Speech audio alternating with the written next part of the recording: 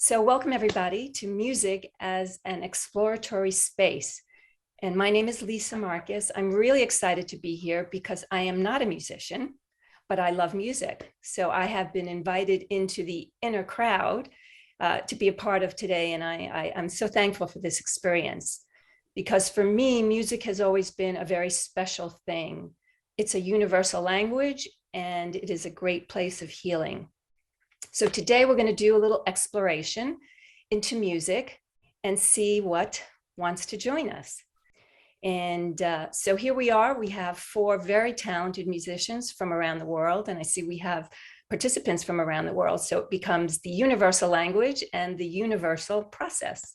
So I'm going to turn it over to Aviv Shahar, who is one of the co-founders of Portals of Perception. And as you know, it takes a village to put together a big endeavor like the Portals of Perception and even a event like today.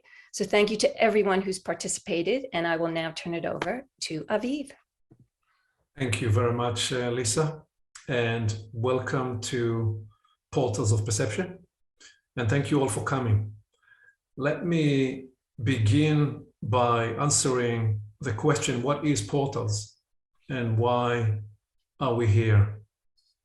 So Portals of Perception is a response. It's a response to these extraordinary times and the sense and the feeling arising in many of us that an important transformation is underway for humanity, even beyond the crisis of this moment. The central inquiry that guides the Portals project is, where does the future come from? And how can we humans be better, wiser, more intelligent facilitators or conduits, if you like, for constructive, healthy, and brighter tomorrows? So we seek to cultivate this inquiry in all the core domains of life, including education, health, leadership, community, and certainly in terms of the power of art and music to lift us up individually and together. So we are thrilled that Paul, Aud, Emmy, and Amos are pioneering today this initial exploration into music, not as a concert, not as a performance, but more as a way of coming out of the unique passion they have each in their own way cultivated along a lifelong journey with music and its transformative properties and power. And this is what this event is about. It's about generating a space of listening, generating a space of appreciation and a space of healing and possibility. When we create that space, we are less likely to be hurting each other. We are for sure not getting busy bombing each other. So when we create a space like this, we are producing an impact beyond even the instance of the moment, in that we, if you like, share and transmit these senses and sentiments to the world at large. So let me bring in, please, Paul Stone. And as we bring Paul Stone with me to the spotlighted area, Paul, you've been playing live, actually composing and playing live into many of our events, including when we go 3 days, full days, and where music offers us a conductive medium, an access point to feelings, to states, to connective atmospheres. And I know that's part of what we are looking to sense into today. So please take it away and lead us into today. Sure. Thanks, Aviv. Greetings, everyone. Thanks for joining wherever on the planet you are tuning in from.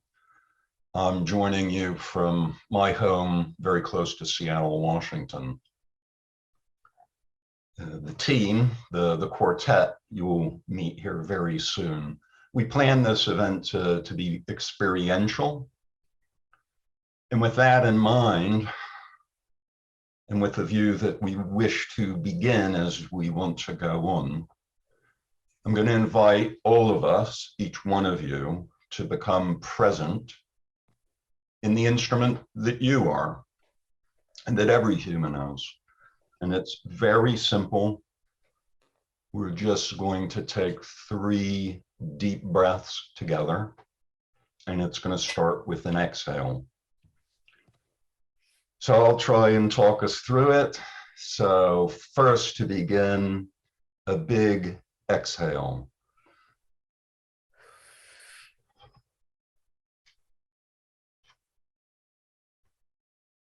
And then inhale, very deep.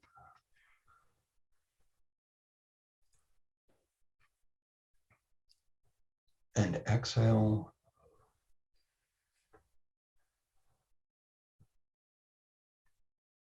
And inhale.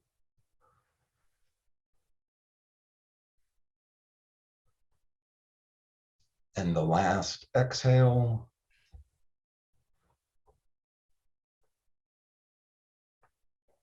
And then the last inhalation.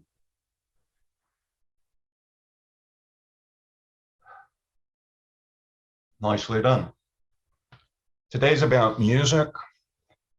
It's about us humans, and not just how music moves us in special moments, but also how it can be a conscious medium to facilitate, elevate, and uplift people and humanity at large in a time of change.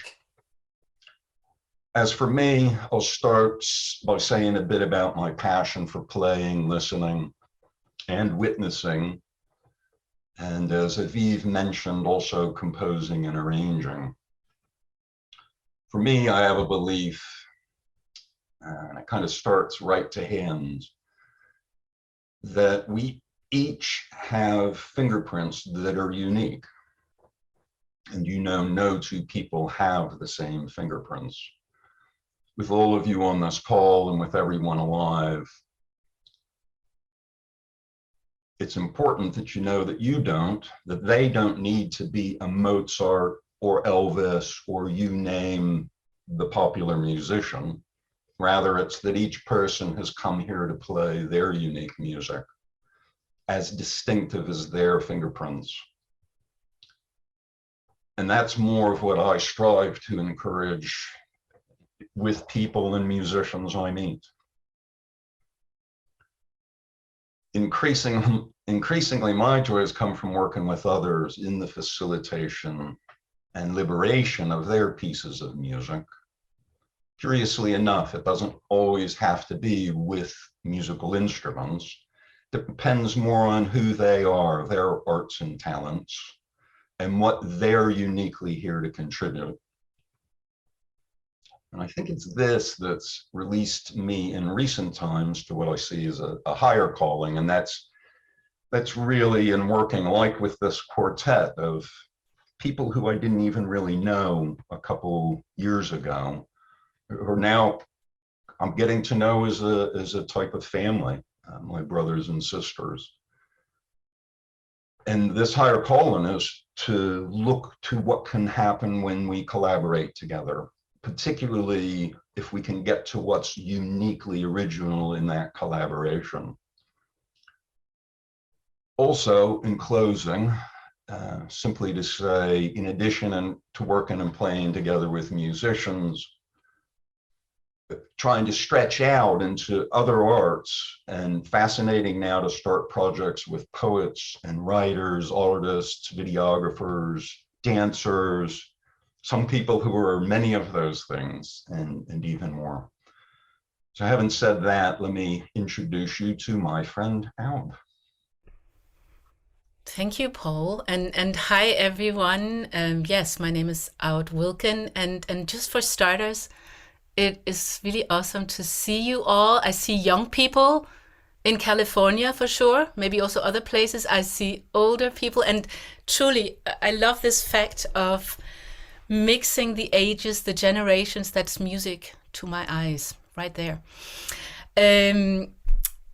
I've had a lifelong love affair with music. Like, I can't remember not loving music and not feeling the absolute joy it brings to listen or play inside and with music. And I think just always this immense freedom that I am allowed to be part of when I play music, when I sing, or when I listen to music. Yeah, the inner worlds, I love them. And music really can be such a key way into one's own inner worlds, the inner worlds of others, and the inner worlds of other things. So, when I was 9 years old, I moved country, and I didn't speak the language in that country yet, and started right into the middle of the school year. But the good thing was I also joined a choir. I joined a children's choir, and I would stand there on my little feet, just sort of mimicking,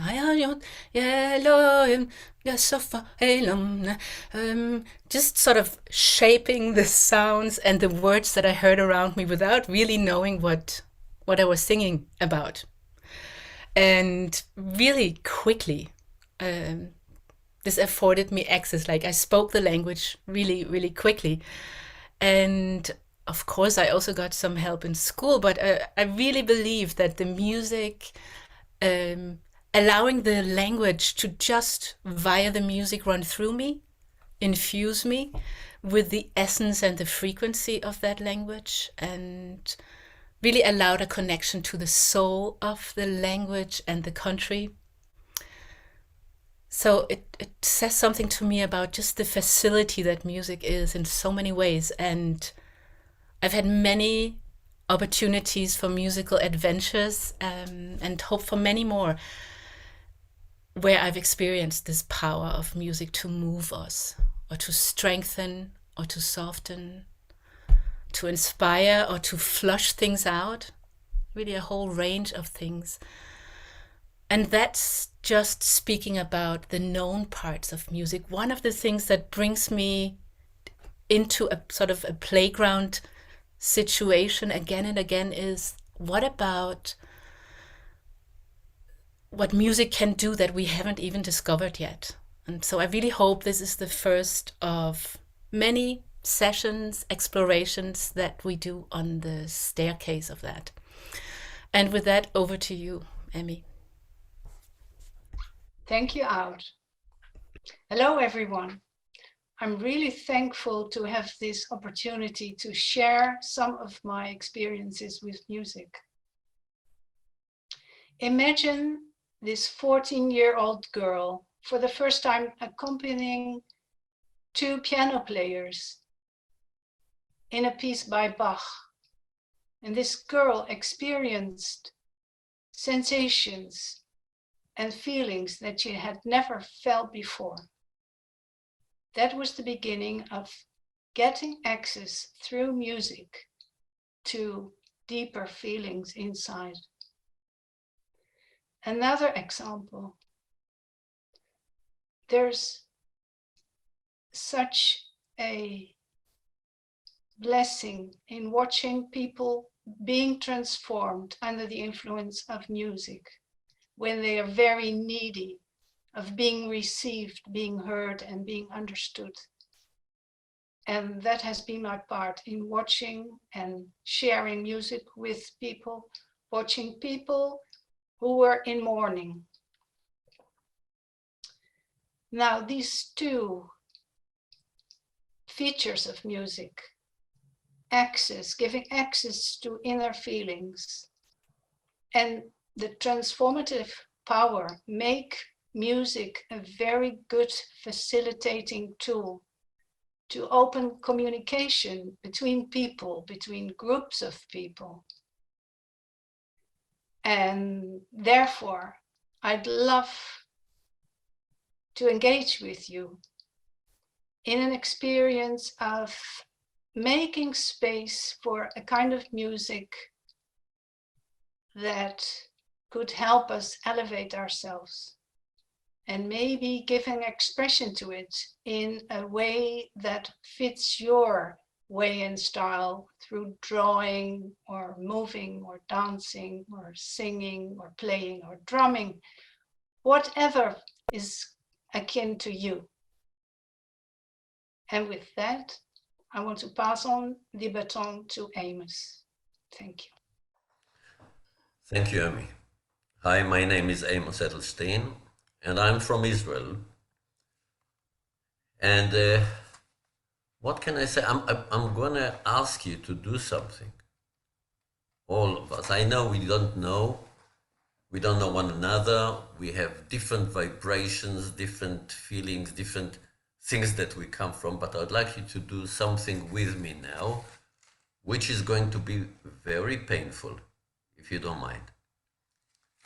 Now, I'd like you for 30 seconds, not more, just to shut your eyes and imagine that there's no music in the world. Would you mind doing it now?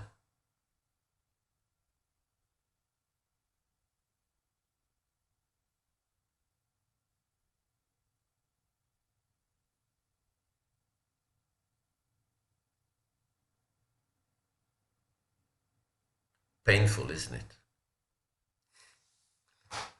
So I will not extend it, yeah? I read a saying of the German philosopher Friedrich Nietzsche just yesterday, and he says there that a world without music is a mistake. And I said, yes, someone had actually managed to put the words together. A world without music is a mistake. Now, we are exposed to music 24 hours a day now, because you go to a restaurant, you go to a shop, you go in the street, you hear music all the time. But it was not like this 100 years ago, or even less. And people actually had to work to get music, either to produce music or to go and listen to music. But there was this hunger for music all the time. So it must mean something that music has to offer us humans, whether we are in the receiving side, so to call, or the producing sound, so to call, because none of them is really true. So Audes has used a word before that I've really loved, which is adventure with music, because I've been adventuring with music since the day I can remember myself. I used to play, I used to sing with other people, I used to imitate people through music. I went and did choirs, and I played in different ensembles. I'm a flutist, so-called. And it was always an adventure, and it still is. And I'm almost 69. And I feel I just started, you know. And if you have any real love for music, which I'm sure you have, then whatever age you are, you're only beginner. You know, sometimes I'm getting questions by friends of mine. Can you tell me something about this composer or that composer? You are the musician, you're supposed to know. And I feel like, no, I'm ignorant, or at least I would love to be ignorant, because then I can learn more. I can get more than what I'm in already. Excuse me for my language. It's not, English is not my mother tongue, but I'm trying to express myself the best I can, okay? So try to get the inner music that is within what I'm saying. Look, it's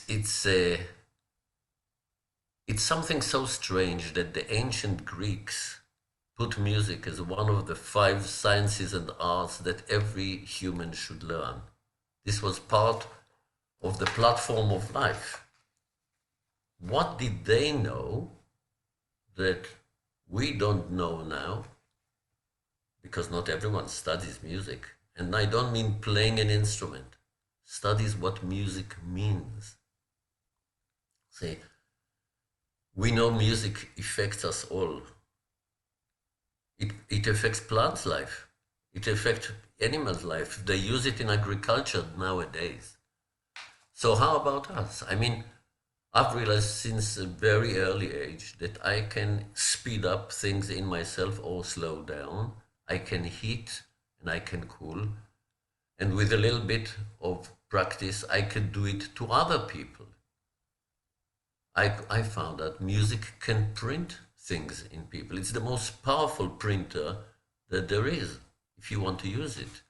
And you can use it for the benefit of all the time. Well, what does it mean that,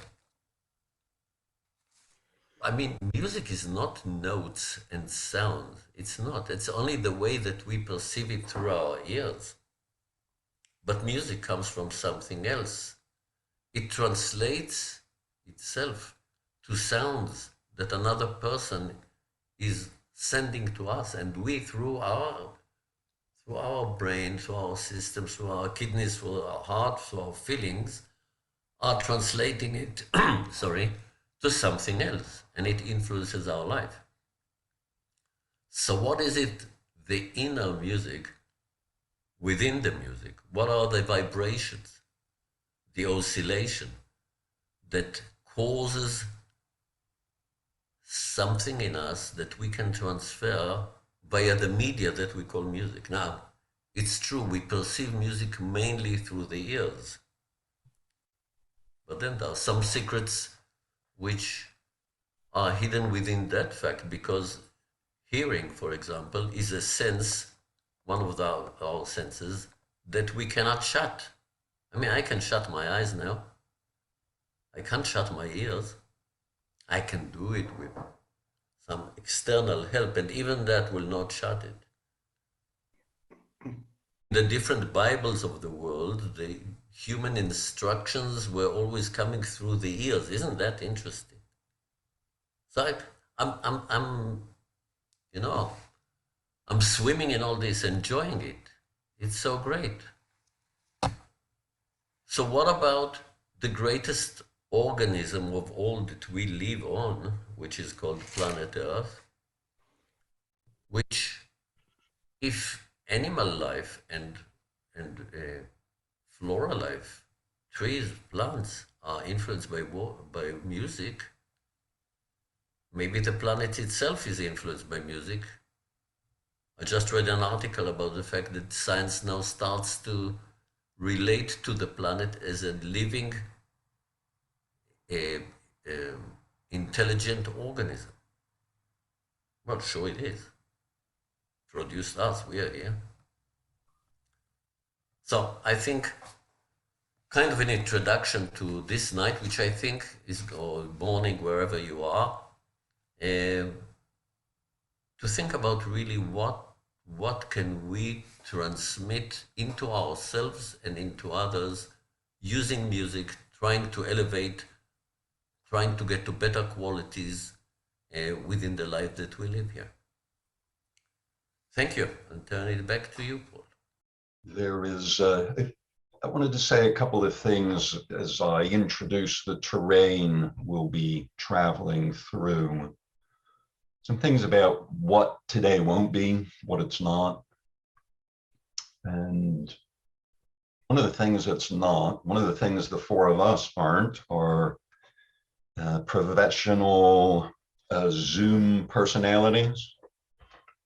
So, I mean, some people know a lot about Zoom and how you're supposed to be. And for instance, I'm not supposed to wiggle or wriggle, which is very difficult for me. So I ask your permission for me to move around a little and maybe raise my arms up. And hopefully what this is conveying, a little of what it's conveying, is that it's an experiment for all of us today. Hopefully a useful experience out of which you can harvest some useful exercises, practices for your life.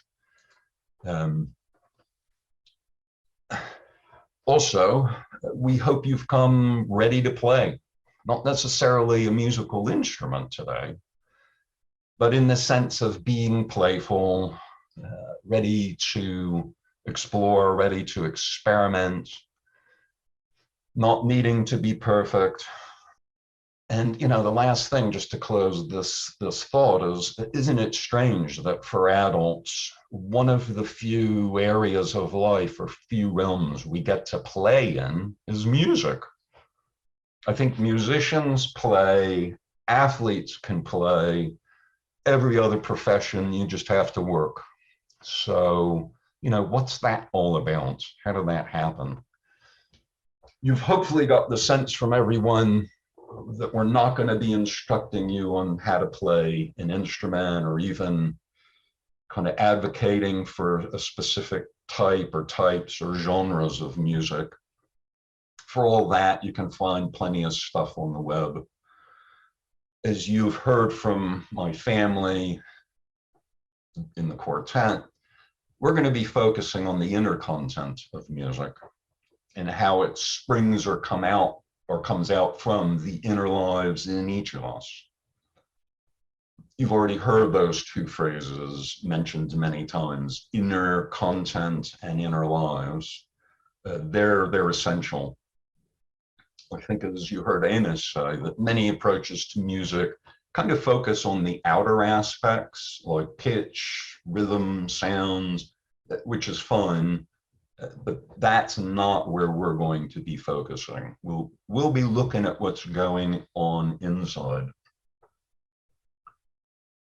And if I can get you to conjure an image in your head of a glass blower.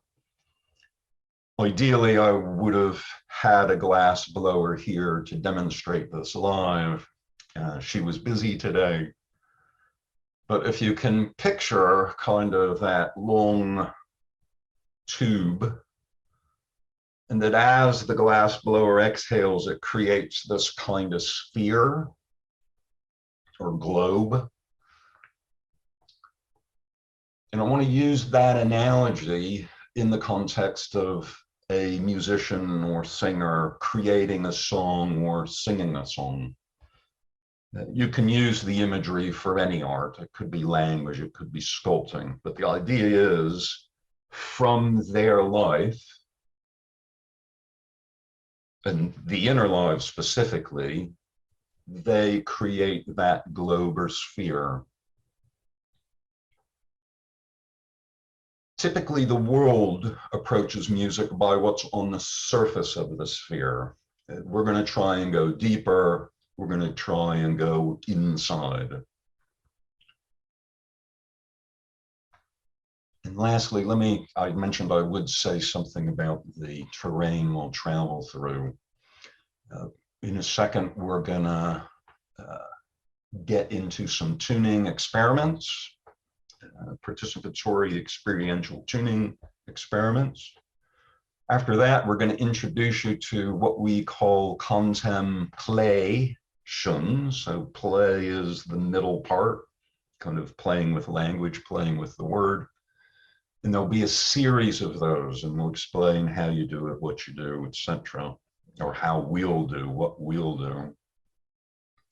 Then there'll be what we refer to as a kind of call and response experiment. We're going to use a feature of Zoom called breakout rooms, where hopefully we can use it as a place of exchanging produce and some of what may surface in the process of today's call. I think my closing comment would simply be, with the quartet you're meeting here today, our emphasis will always be on what's constructive, not what's destructive, what's regenerative, not degenerative. You know, the music that can nourish, heal, inspire, and even uplift. So hopefully this gives you a good feeling and sense of where today's experiment is heading. And at this point, I'd like to hand you all back to Aud and Amos for some tuning experiments. Right, thank you, Paul.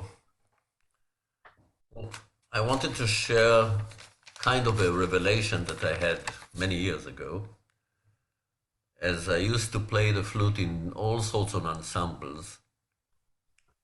And I've realized something very interesting. You know, when you come on stage to play to an audience, to play a concert, let's say, you know, a symphonic orchestra, and you get all the players there coming and tuning their instrument according to first oboist or whatever there is, the first violinist, all tuning their instrument beautifully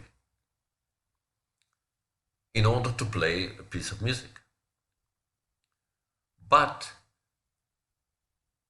the instruments that we are using are actually extensions of our body, of our senses, of our virtuosity to control things within ourselves. This is only the external expression.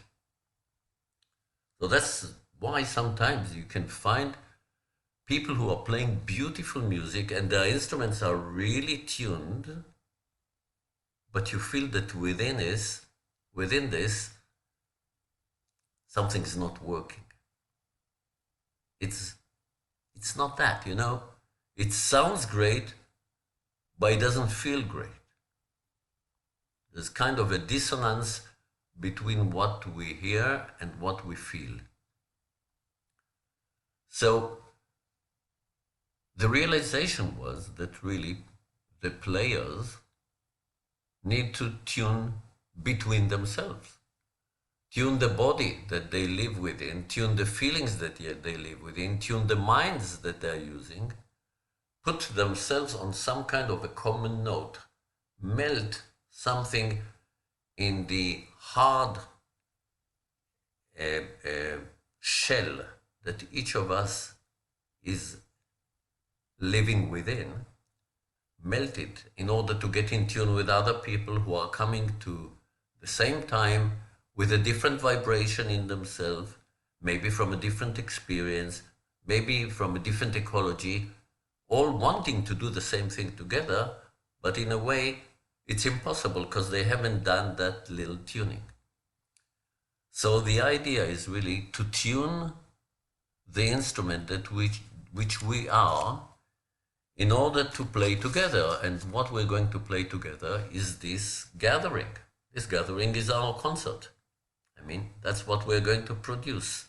Each one of us, and I think it was Paul that mentioned that each one of us has got a unique fingerprint.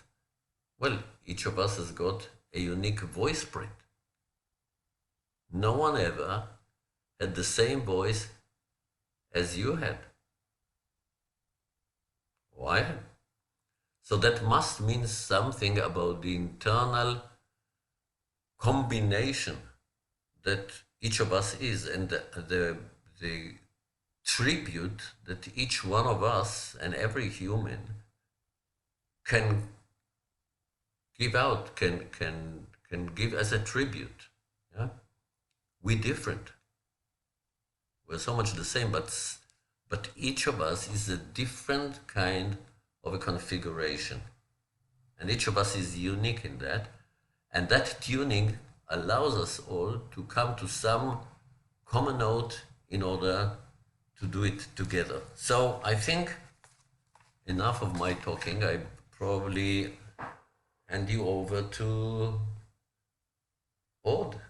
So this really lands me, since we're talking about tuning, in a place of needing to change what I had planned.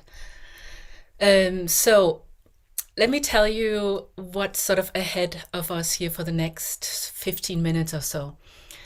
A number of calibration explorations, tuning practices.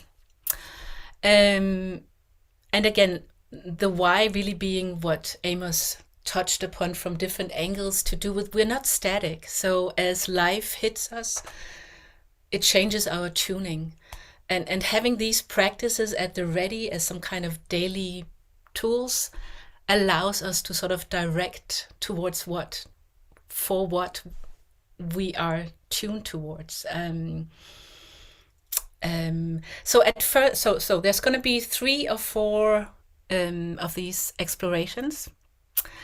And the how of it is, I will really guide us through every step of it, and in between, make sure I'm silent enough for you to just explore by yourself. So I invite you to just gently Just gently energize, pat yourself. And again, whatever explorations that I talk to you about, really it's you participate in whatever way and style you wish to. So shake yourself, let's shake up a little bit, allow a little bit of movement. This is where it looks great and different on each screen. It might be just like this. Yeah, there's some pretty beautiful and curious movements going on. And all right, when you feel you've loosened up again, this could be space making as well, because it's hard to just sit and receive and sit still. So a little bit of movement and let's continue. So right now, I just want you to be pretty weighty into wherever you're sitting, in the sense of allow yourself to feel held. Something is holding you, whether it's the chair or the bench or the cushion or the floor you're sitting on, wherever your feet are. Try to let go of the tensions of holding oneself up, but let yourself be held. Just for a moment, let something hold you. And then we'll continue with doing a scan from top to toe in the following way. I'll talk us through it. So just register. Now, I might point to it, but it's really for you to just listen and then follow with your imagination and your mind. So register the top of your head, your hair relaxed in its starting points there, your forehead relaxed, your eyebrows with ease, your eyes gently resting in their sockets, no need to strain, your nose, your nostrils, your mouth, your lips. Let the tongue let go of the top or the roof of the mouth and just settle in your mouth at the bottom of the mouth cavity. Just lie there, rest, gentle. And your chin and your jaw, we can tend to hold a lot of tension there. If it helps, kind of wiggle it a bit, but allow the jaw and the chin to be at ease, and your ears. And we travel onwards, your throat, your neck relaxed, your shoulders down, let them be heavy, your arms resting on your lap or the table in front of you, or your chair arm rests. And maybe you're noticing something, that the breathing finds its own different rhythm as we go along, and let it. And your stomach soft and relaxed. Your arms, again, resting. We forgot a little part of those. Let your hands unfurl. Just really open like a flower wherever they are resting. Your fingers relaxed and at ease. Back to the stomach, that's soft and at ease too, and your legs with their own wonderful weight, just there, and down to your feet, the soles of your feet and your toes. Relax them. And right from this place, let's go to our breathing. And there's so many ways to work with breath, but let's focus on a quality of smoothness. So I will invite all of us to breathe in through the nose and make it smooth and long if you can. Just try it out. And out through the nose and in through the nose and out through the mouth. And I'm having trouble with the English here, but try to alternate the out breath between nose and mouth. Most importantly, that it's smooth. Try to find this almost like a seesaw effect between the in-breath and the out-breath, and try to make it as smooth as possible.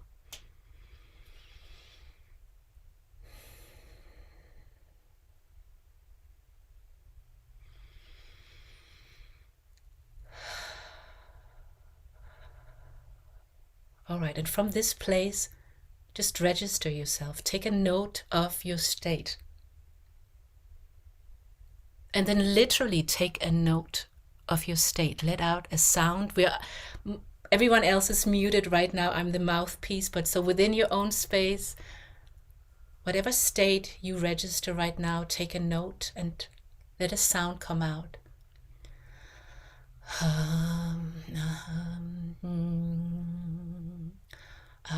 Whatever it is. And let it grow for a moment. Actually, just take this moment within whatever you're registering, whatever is on to the forefront in you, to just hum a bit to yourself. This might be familiar or unfamiliar to you, but just give it a try. It can be rhythmical or fluent, however it comes through you right now.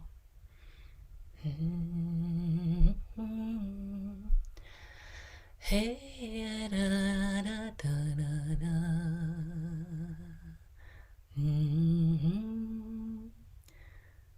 And perhaps something that surfaces is just a knowing of that something in you perhaps needs some soothing or some warmth or inspiration. So just hum to that for one more moment, and then we'll move on.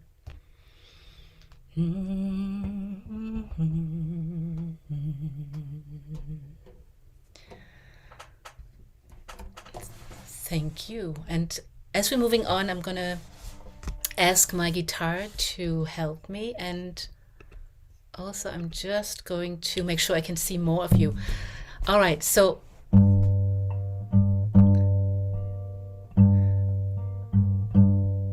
I just saw a beautiful yawn. Is that what it's called? A yawn? A yawn? That's beautiful. Absolutely. Sometimes when we really relax, that's what wants to come out in this smoothening of our inner state. The last step right now of this little row of practices is that I would simply be playing this one note. And what I want us to do for starters is just, instead of trying to hit it head on, try to roll over it. You know, as if you're tuning an instrument, you're going, oh. So try to roll over it, whether you can totally do it or not, doesn't matter. It's the trying that counts. So,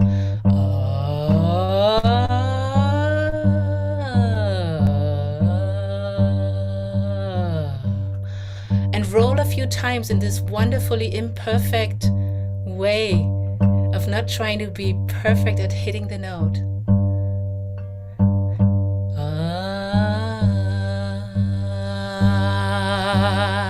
And you might be loud or quiet. And maybe you're hearing a harmony to this.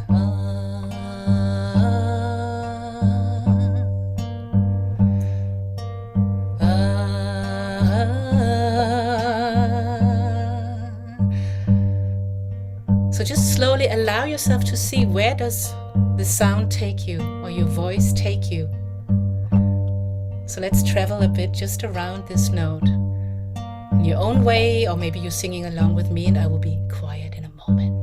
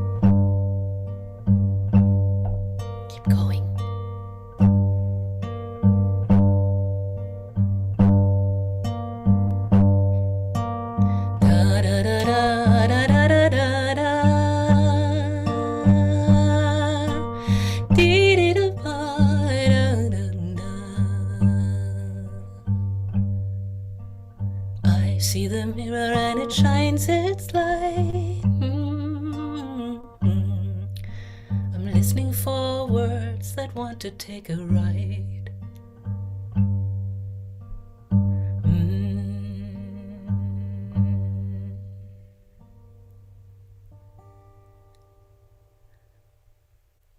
And so perhaps there's a particular sense, a particular atmosphere, a particular feeling that sort of is present in you right now. Perhaps some words came to you or a question. Whatever it is, it's part of whatever we allowed in from our tuning. And at this point, I will pass us on to Paul for the next part. So thank you very much, everyone. That's great, Aud. It's helped me transform during that session. Thanks very much. I'm sure everyone's picking up that an aspect we're playing with today within using music as a way to uplift is by integrating it with qualities, inner qualities, qualities that we're constantly tuning into and connecting with. As we just felt, I'll tease it out a little, but a person can sing a song while hating or caring. They could play an instrument while they have patience flowing through them or impatience. And it's gonna affect them, and it's gonna affect whoever's listening to that song or that piece of music. And I'll bet you've all experienced this many times in your life, a long time before today. So at this point, I want to introduce a playful exercise, a way of playing. And as I mentioned at the beginning, it's a contemplation. And what is a contemplation? Well, it's something we're going to do together where we take 4 minutes to dwell and be with an inquiry, a question. And we're doing this to lift or quieten the noise or the noises in us, not even because we've made them, but just simply from the stresses and strains of modern life. And when we quieten that noise, it makes room in ourselves for new perceptions and feelings, and possibly to elevate into a future we've never been in before. And so in a moment, we'll start a 4-minute period of time. Emmy will accompany you in the process by playing the cello. And what we're asking you to think, or perhaps write, if you're advanced, you can go right into singing it or a song. But it's okay just to consider what quality or qualities would be most helpful for your life today. For some people, it might be difficult to think of what quality or qualities do I want in my life. Well, what about in different endeavors you have at work or with your family? Would courage be helpful? Would the quality of forgiveness or care or patience, would these be helpful in an aspect of your life? And try to focus, as the music plays, on the qualities you do want, not something you want to shed. That's a different kind of contemplation. So having said that, let's bring in Emmy, and we'll start the 4-minute contemplation, and we'll let you know when the 4 minutes is finished. So with that, over to Emmy.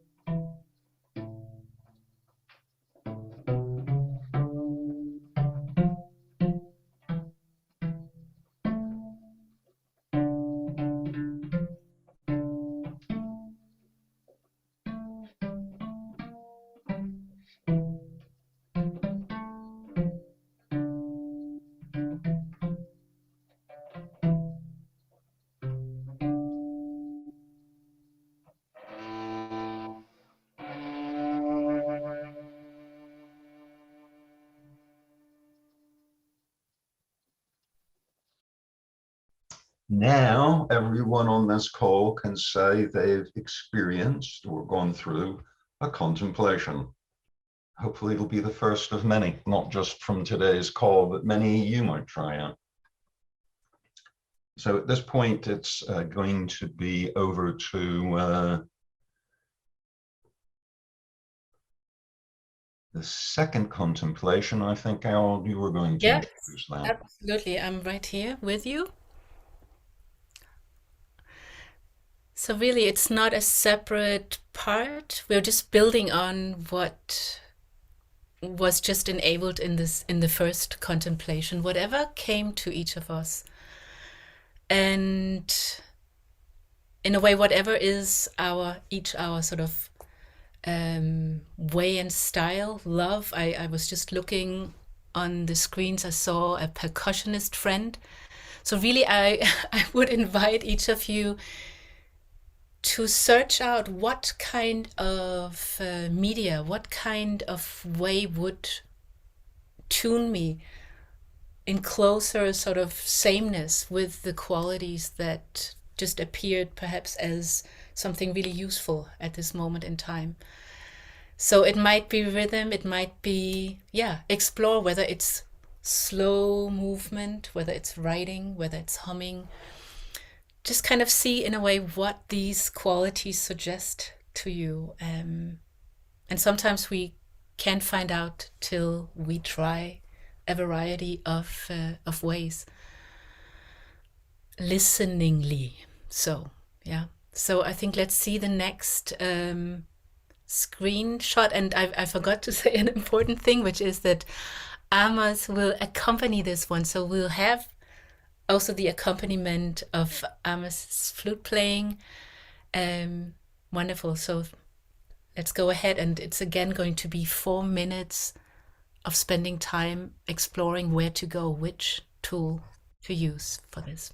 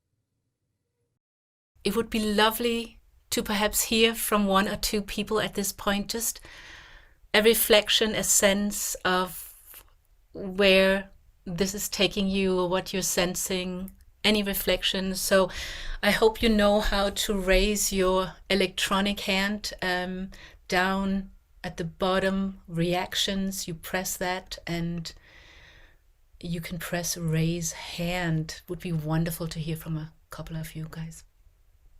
Put your sound in. So right now, I'd love to hear from, let's see, Nick Woodson in the UK. Good to see you. Hello, Ord. Hello, everybody. Well, thank you so far. It took me a little while through the cello part until a quality appeared that felt right for me, and it was simplicity. And then I realized that there's something wonderful I love in hearing a simple expression like a cello flute or your rhythm and sound, or the cello, and so I thought, what is it? Whether it's simple active or simple quiet, but it has a kind of sense of no pressure, no immediate need. It just got me thinking about all that, really, to be with what you're doing, with the instrument that you are, as you pointed out at the beginning, to be with what that instrument is. And I thought, well, that instrument is full of simple parts, from voice to fingers to breath and all the things you've spoken about. How wonderful that is. And when those simple things get together, it's like a symphony of simples. So that's my phrase for the minute. Absolutely. So, thank you. Just really beautiful to hear a sound like that. I'm going to go to Lis H in Denmark for a bit of a sound from you into the now. Yes, I want to say it's very softening and very soothing and deepening. I mean, all the exercises are bringing me from being outside of myself and going inward, and simply feeling what is going on and what wants to come out, and it just feels like a whole journey, just this 1 hour. So like a kind of symphony in a way, everything you put together so far. So thank you. Really wonderful. It's just wonderful to hear the sounds and also to watch one's facial responses when someone speaks is absolutely beautiful. I think at this point, even though there are more hands, which is really brilliant, and we will get to more later, I think let's move on so that we keep that nice connection also to the contemplations done so far. And yes, over to the next contemplation. Yeah, thank you, everyone. Yes, hello everyone again. So the next contemplation is going to be about music as an exploratory space. This is an invitation for all of us to hum, sing, or play something to do with the quality or qualities or the tuning processes you thought or wrote about in the first two contemplations. So this time we will have 8 minutes of silence, so to give you an opportunity to make your own music if you so choose to. So enjoy. So let's see if someone would like to give a response in what they experienced in the past 4 minutes, just about. Okay. Avshalom, would you share what you experienced? Yes, I will. Thank you. It's really wonderful. And in these 4 minutes, I went even deeper into the feeling of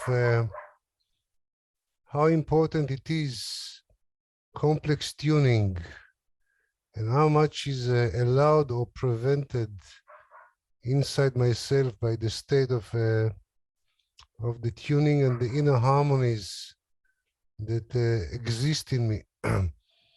So I got this lovely sense of becoming more friendly with my complex and more attentive to what is happening to it and how it's affecting everything about my life.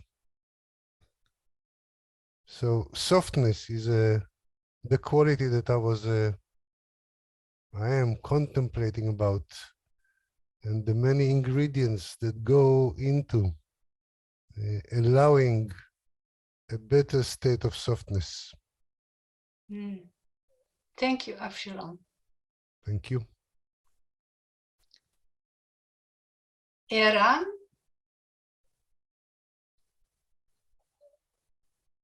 please. Hi, Hi. thank you so much. It's been a wonderful process so far, and there were many, many parts, little moments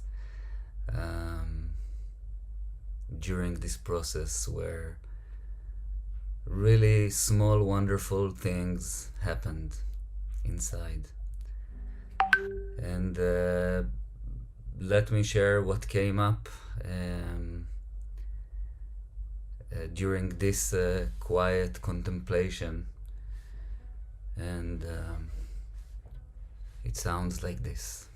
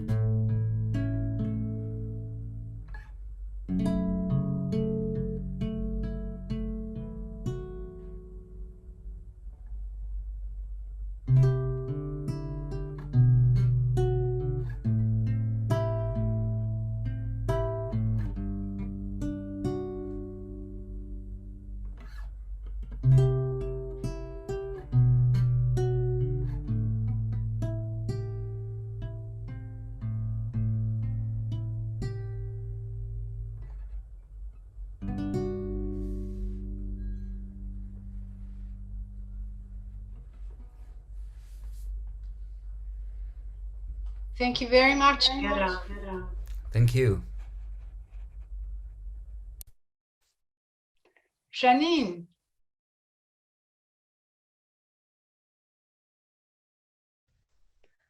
Hello. Hi. The qualities that I wanted to bring about for today have to do with warmth and soft sweeping currents, light, and making the spices of life from within. That writing helped while I was listening to the instruments of cello and flute that you were playing. And in order to invoke that type of quality within me, I started to sing what I was writing. And as I sang, it brought about parts of me that I haven't felt before. And I'm bringing it down in within to bring it outward. And I think that that's where my heart is going towards my path, where I will start singing my words into me. Thank you. Thank you, Janine. So this contemplation, which will lead to breakout rooms, from what your experience in life has been so far, coupled with what may be new feelings, perceptions, addings up from today's explorations and playgrounds. What's in you now? What do you think? What part can music play in uplifting humanity?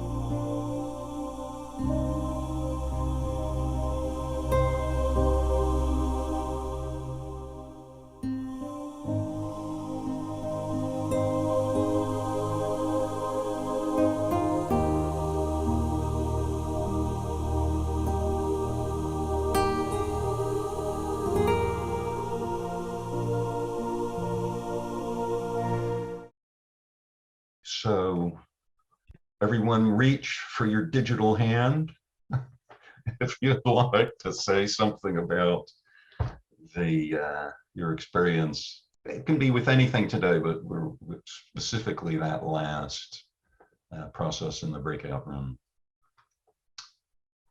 So Rita, would you be so kind and get it rolling for us?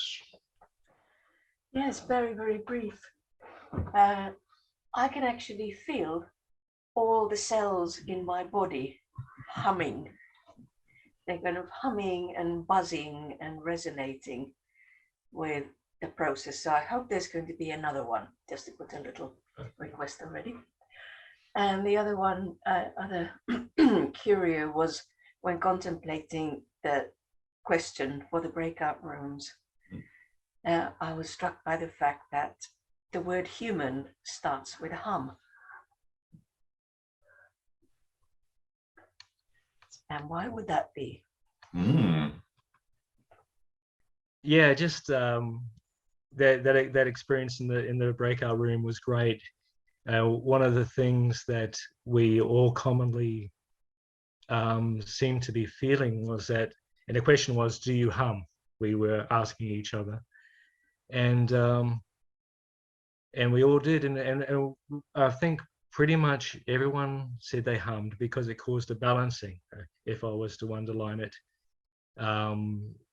within themselves, and a connection with something that they wanted to be close to. And it made me think, just as an extension, when thinking about the question, what part can music play in uplifting humanity? Wouldn't it be wonderful if there could be music that could be transmitted to the people of Ukraine, to the people of Russia, that would balance whatever is going on over there and bring back a balance to how the human race should be. Those who aren't already aware, the body produces nitric oxide. It's something the body does as a natural defense. Now, there is research done, which you can all check out. But anyway, so power of humming. So when you breathe in through your nose, out through your mouth, you increase its nitric oxide, and it produced in the nasal cavity. So it's an anti-inflammatory, antibacterial, antipathogen. It's one of the body's natural defenses. And it happens anyway, and it's potentiated when you breathe in through the nose, out through the mouth. Now, when you hum, you're increasing that by 15 to 20 fold. That sounds like it leaves us with a great segue into this call and response playground. So the way that's going to be fairly simple, which is each of the quartets going to play for 2 minutes. And the way it works is I'll get the ball rolling. I'm going to try and actually, my call will try and be a response to this last contemplation and what everyone's had to say since. That will go out. And then the next person, rather than trying to continue it, they'll respond to it. They'll see what that causes, the first piece, and then they'll respond. The next person will see what that causes in them, and then they'll play something. So it's not meant to be like a jazz improv or even growing a motif. It's call and response, call and response. The technology or the experiment that we are going to do with the call and response is not a musical one. That means it's not going to be an addition or a contrapunct or anything to do with music in terms of the tonality that we hear. The whole world knows this. What we're trying to do is really respond to the inner music, to what it causes in us, and try to respond to that, not necessarily in the same scale or the same rhythm or the same style. All these are external things. We're trying to respond to the quality or the essence of what we have received and try to respond to that. Okay, so I hope I've made myself clear.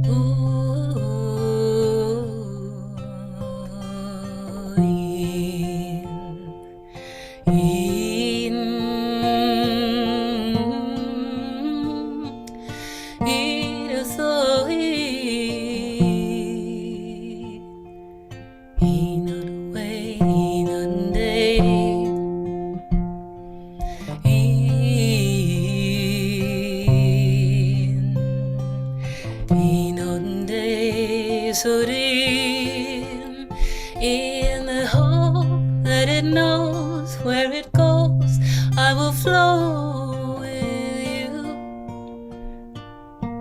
and I will know better what is needed, and I will see too that good things are seeded, that good things are seeded.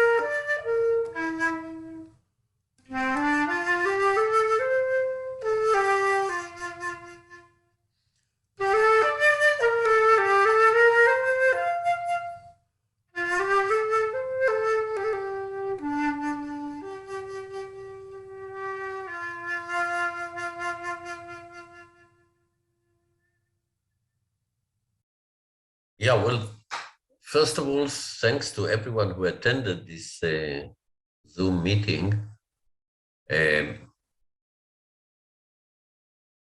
We definitely haven't come to the main question that was, on top of that great gathering here, which just shows us that there's more way to go.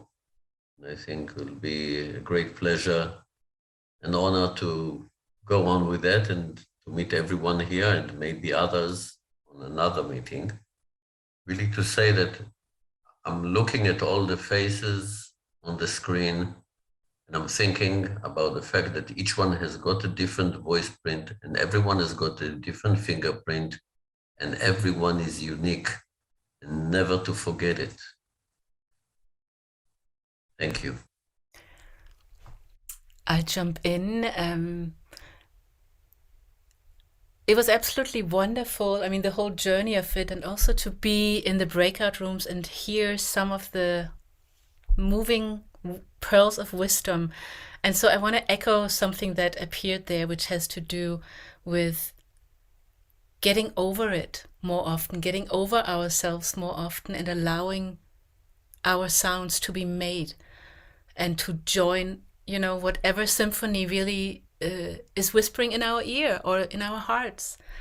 And like Nick said earlier, simplicity can sometimes also be much more inviting to join than the complexity of trying to reach for the all and everything. So in one sense, I think we've started responding to the questions or the headline posed, and just to say, like, a realization that really sort of came up front in myself is this unfamiliarity with even the qualities that I assume to know as a human. What if courage sounds completely different or can sound in so many other ways?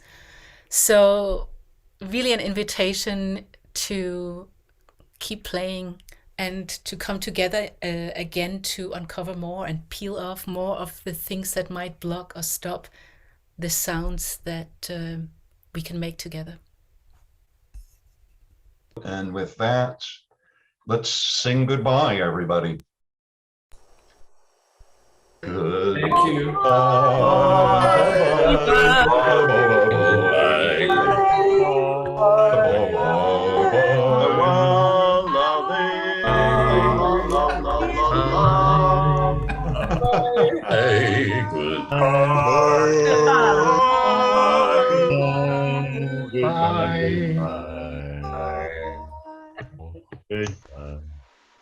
That's funny.